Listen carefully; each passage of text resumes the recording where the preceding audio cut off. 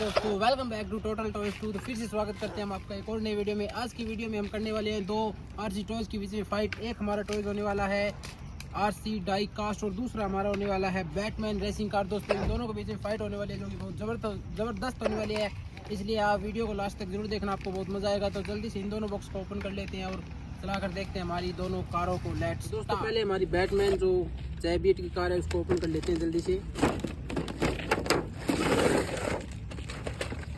इसका लुक दोस्तों इतना इस तरह से होने वाला है, आप देख सकते हो, काफ़ी बड़ा साइज़ है दोस्तों। इसको रखते हैं यहाँ पर और इसका रिमोट कुछ ऐसा होने वाला है। इसको साइड में कर देते हैं। हमारी डाई कास्ट कार को बाहर निकाल लेते हैं जल्दी से।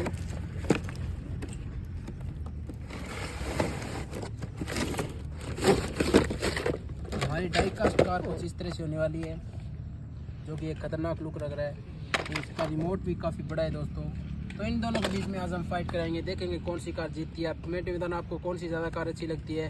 तो चलिए दोस्तों, कराते हैं इसकी फाइट। लेट्स